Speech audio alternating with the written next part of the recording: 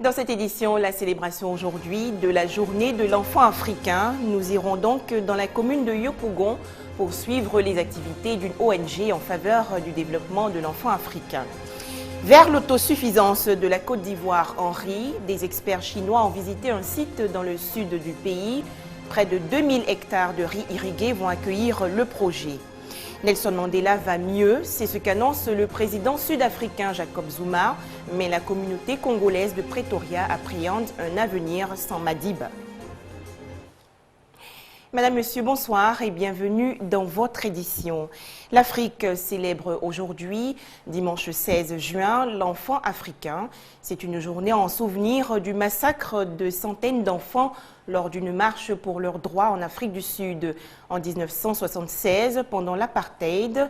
Ici en Côte d'Ivoire, on retient plusieurs festivités et actions en faveur de cette célébration. Dans la commune de Yopougon, par exemple, une organisation non gouvernementale, le MESAD, a relevé les difficiles conditions de vie et de travail de certains enfants dans le district d'Abidjan. On en parle avec Laetitia Manglé. Sur ce terrain de la commune de Yopougon, plus d'une centaine d'enfants. Parmi eux, certains sont victimes de pratiques africaines néfastes, d'autres sont défavorisés ou discriminés. Mes parents avaient des difficultés pour me procurer des kits scolaires. Pour améliorer les conditions de vie des enfants sur le continent, la journée de l'enfant africain existe depuis maintenant 22 ans. En Côte d'Ivoire, le mouvement pour l'éducation, la santé et le développement, MESAD, veut apporter sa pierre à l'édifice. Si les enfants se connaissent, il est bien évident que, quelles que soient les crises, ils ne s'affronteront pas. Si les enfants se connaissent, il est évident qu'ils vont travailler ensemble solidairement pour leur bien-être, solidairement pour leur protection. Cette année, le message du gouvernement ivoirien est axé sur la lutte contre les pratiques sociales et culturelles néfastes sur les enfants. La présente célébration de la journée de l'enfant africain nous invite tous à agir pour le renforcement du cadre juridique et institutionnel, pour la prévention, la sensibilisation et la dénonciation, pour l'élimination de toutes ces pratiques néfastes. La journée de l'enfant africain est instituée en 1991 par l'Organisation de l'Unité africaine, actuelle Union africaine. Elle tire ses origines du massacre des enfants de Soweto lors d'une marche pour leurs droits en 1976. Une toute autre préoccupation dans ce journal. À quand la ratification par la Côte d'Ivoire de la Convention des Nations Unies relative aux droits des personnes handicapées? Pour mémoire, ce traité élaboré en 2007 par l'ONU a déjà été ratifié par plusieurs pays ouest-africains. Reste encore la Côte d'Ivoire. Et pour sensibiliser les autorités ivoiriennes à le faire, la Confédération des organisations des personnes handicapées a organisé une conférence de presse. Les temps forts avec Hamza Diaby. 650 millions de personnes, soit environ 10% de la population mondiale, vivent avec un handicap. 80% d'entre elles vivent dans les pays en voie de développement selon le PNUD, le Programme des Nations Unies pour le développement. Et souvent marginalisées, ces personnes sont objets d'exclusion. Contribuer à réduire considérablement la tendance, c'est à cela que s'engage la Confédération des organisations des personnes handicapées de Côte d'Ivoire en encourageant les autorités dans le processus de ratification de la Convention des Nations Unies en faveur des personnes handicapées. Au président de la République, nous voudrions l'encourager à achever cette œuvre hautement humaine en ratifiant la Convention 6106 relative aux droits des personnes handicapées de 2006 pour lever toutes les barrières qui entravent la pleine jouissance des droits des personnes handicapées en Côte d'Ivoire. Une ratification qui serait une véritable bouffée d'air frais pour les personnes handicapées de Côte d'Ivoire. Déjà au niveau de la santé, nous aurons par exemple la carte d'invalidité. Ils peuvent aller à l'hôpital, se faire consulter sans avoir donné un sou. Au niveau de l'éducation surtout, les enfants handicapés seront pris en charge. Des études comparatives des lois sur les handicapés montrent que 45 pays seulement ont une législation contre les discriminations. Le taux d'alphabétisme mondial pour les adultes handicapés ne dépasse pas 3%. Il est de 1% pour les femmes handicapées, toujours selon le PNUD, et 90% des enfants handicapés dans les pays en développement ne sont pas scolarisés. Une autre conférence, cette fois organisée par la Commission nationale contre la prolifération et la circulation illicite des armes légères et de petit calibre. Au menu, des discussions sur les stratégies de lutte contre les violences armées. On fait le point avec Thomas Guessambi. La présence des armes légères et de petit calibre en Côte d'Ivoire. Question épineuse. Pour en débattre, une conférence a été initiée par la Commission nationale contre la prolifération et la circulation illicite des armes légères et de petit calibre.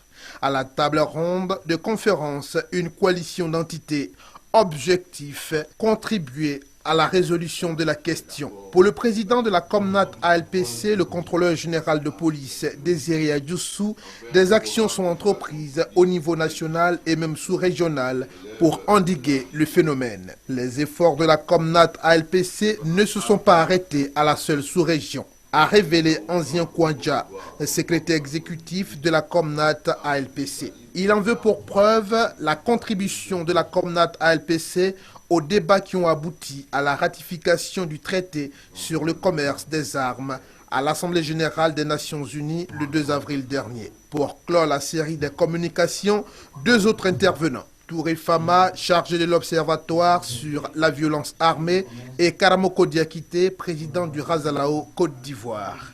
Le premier a fait un exposé sur les possibilités technologiques dont dispose l'Observatoire pour combattre le fléau, tandis que le second a tracé la liste des actions menées par le Razalao en vue de mettre un frein à la progression du phénomène de la prolifération et de la circulation illicite des armes en Côte d'Ivoire. Les fils et filles de Koria dans le nord-est de la Côte d'Ivoire, désormais réconciliés. La politique les avait longtemps divisés. Aujourd'hui, ils décident d'œuvrer ensemble pour le développement de leur village. Explications et détails avec Anza Diaby. Après la discorde et la mésentente, place à l'amour et la réconciliation. Les fils et filles de Koria décident de se donner la main pour le développement du village situé dans la sous-préfecture de Kounfao. Ils se sont réunis pour se parler franchement et élaborer des plans de développement dont la mise en œuvre profitera à tous. Le développement donc, le maître mot de cette rencontre au cours de laquelle il a été décidé de taire les différends pour désormais regarder dans la même direction. Dans ce sens, une prière a été dite pour que la diversité d'opinions soit plus une richesse et une force qu'une faiblesse. Ainsi, Koria pourrait fortement bénéficier de l'union des idées de ses cadres.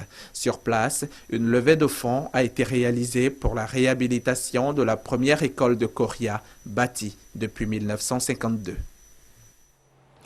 Environ 2000 hectares de riz irrigués, bientôt créés dans le sud de la Côte d'Ivoire, notamment à Koupé-Zedji et à Aoué. Cette action s'inscrit dans le cadre de la politique du gouvernement ivoirien en matière d'autosuffisance en riz. Et pour favoriser le projet, des experts chinois en riziculture se sont rendus sur le terrain pour une reconnaissance de site le 15 juin dernier. C'est un sujet de Thomas Guessambi. Pour son grand projet rizicole à réaliser sur 2000 hectares, le district d'Abidjan, dirigé par son gouverneur Robert Bekremambé, reçoit la visite d'une délégation de spécialistes chinois en la matière. La délégation chinoise, conduite par Wang Wenming, a pu visiter 3 localités du district, question de reconnaissance. Après la visite du terrain pour le chef de la mission chinoise, toutes les conditions sont réunies pour faire de cette zone un grenier en riz pour la population ivoirienne du fait du bon climat, de la bonne irrigation du terrain et de la qualité même du sol. Sa délégation, a-t-il dit, compte apporter son expertise et son soutien financier au district autonome d'Abidjan pour que le plan social du chef de l'État à travers les actions du gouverneur Beukre Mambé se traduise en actes concrets sur le terrain. Le projet de riziculture adopté par le district d'Abidjan s'inscrit dans le cadre global d'un ensemble de plus de 200 projets jeunes et femmes d'un coût global de 5 milliards de francs CFA dans les 13 communes du district autonome d'Abidjan. Ces projets visent in fine à créer plus de 3000 emplois directs jeunes et femmes et concernent, outre le secteur rizicole, la pisciculture, l'élevage, la production de l'attiéké, comme ce fut le cas avec l'installation d'une unité de production d'attiéké frais il y a plus d'un mois à Songon-Kassamblé. On va voir maintenant ce qui se passe dans l'actualité sportive pour le compte de la 5e journée des éliminatoires du Mondial 2014 au Brésil. La Côte d'Ivoire en déplacement a battu la Tanzanie 4-2. Une victoire qui qualifie la Côte d'Ivoire avant le match contre le Maroc. Il faut préciser que le 3e et dernier tour qualificatif pour le Mondial 2014 est fixé au mois d'octobre prochain. Nelson Mandela continue d'aller mieux au 9e jour de son hospitalisation pour une infection pulmonaire, mais son état reste grave. Une déclaration aujourd'hui du président sud-africain Jacob Zuma qui ne semble pas réconforter tout le monde. À preuve, des ressortissants congolais de Pretoria s'inquiètent d'un avenir sans Nelson Mandela. Quartier Sunnyside, dans le centre-ville de Pretoria, c'est là que vivent un grand nombre d'étrangers de la capitale. Parmi eux, beaucoup de Congolais de RDC qui ont fui la violence dans leur pays. Ils sont reconnaissants envers Nelson Mandela de leur avoir ouvert les portes de l'Afrique du Sud, mais en même temps, ils sont inquiets pour l'avenir. Nous travaillons aujourd'hui, c'est grâce à Mandela. Et si Mandela mourait aujourd'hui, je ne pense pas que nous serons bien traités ici, nous, Noirs étrangers. Ici, tout le monde se souvient des violences xénophobes de 2008 et de l'intervention de Nelson Mandela pour apaiser les tensions. Si les Congolais vivent dans le centre-ville, bien que les loyers soient chers, c'est parce qu'ils se sentent plus en sécurité que dans les townships. Mais la cohabitation reste difficile. En fait, ils nous disent, vous êtes ici encore, c'est puisque c'est Mandela qui est encore vivant. Et une fois parti, une fois mort, on ne sait pas. Dans ce quartier, on trouve même un représentant de l'UDPS, le parti d'Étienne Tshisekedi en RDC. Et il s'interroge sur l'après-Mandela. Les Sud-Africains sont vraiment très compliqués. Ils ont peur de leur papa. Et nous ne savons pas ce qui peut arriver quand lui sera parti. Dans ce salon de beauté, les coiffeuses louent leur espace de miroir et sont presque toutes congolaises, leurs clientes aussi. Cette étudiante a déjà été victime de propos xénophobes, mais elle reste optimiste. Je pense qu'il y a une grande partie éduquée qui comprennent que les pays, il y a des échanges entre cultures, entre les pays. Je ne pense pas qu'il y aura grand-chose de changer, non. À l'occasion de la journée de la jeunesse, une chorale francophone participait ce week-end à une messe réunissant jeunes sud-africains et jeunes étrangers. Son chef, lui non plus, ne voit pas de raison de s'inquiéter. Nelson Mandela, oui, c'est une personne, mais je crois que c'est aussi une idéologie. Il a dû ancrer cette idéologie-là dans le chef des autorités, des dirigeants sud-africains. Je crois qu'ils vont continuer avec cette idéologie de la paix. Comme les Sud-Africains, ils ont chanté et prié pour le rétablissement de Nelson Mandela. On en vient maintenant au dossier du dimanche qui se consacre ce soir au travail des enfants en Côte d'Ivoire. Ils ont entre 5 et 15 ans et au lieu d'aller à l'école, ils se lèvent de très bon matin pour assurer la pitance quotidienne de leur famille dans les marchés ou autres commerces. Ces enfants sont souvent battus ou encore privés de nourriture. Notre reporter Laetitia Manglé les a rencontrés. Son reportage. Plus de 200 millions d'enfants dans le monde sont soumis à des travaux normalement réservés aux adultes. Rudes épreuves qui mettent parfois en danger le développement physique et moral de ces enfants. La Côte d'Ivoire n'est pas épargnée par le phénomène du travail des enfants. Ici, la forme la plus répandue est le travail de domestique, encore appelé bonne. Et ce sont les petites filles qui sont le plus utilisées dans ce domaine. L'histoire de cette fillette le démontre bien. En 2005, à l'initiative de sa tante, Gloire quitte le Bénin pour la Côte d'Ivoire dans l'espoir de faire comme tous les enfants de son âge, aller à l'école. C'est du moins ce qu'avait promis sa tante à sa famille en allant la chercher. Mais une fois sur place, la fillette se rend bien compte que son rêve est très loin de la réalité. Tous les nuits, la tante me frappe. Un jour, elle m'a regardé quand elle finit filmer poisson. Je me suis levée. Poisson était beaucoup comme ça, il a filmé.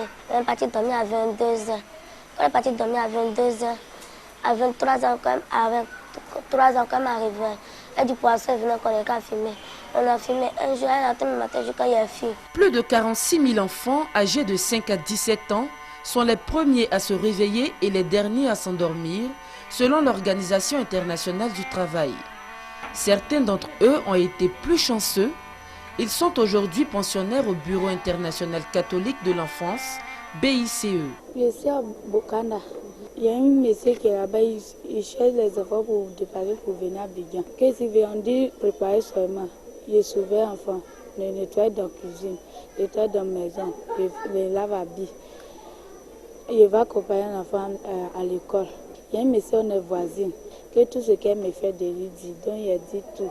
Et ça, il dit, il a appelé ici et il y a une femme qui me maltraite. La 11e journée internationale contre le travail des enfants, célébrée le 12 juin de chaque année, est initiée par l'Organisation internationale du travail.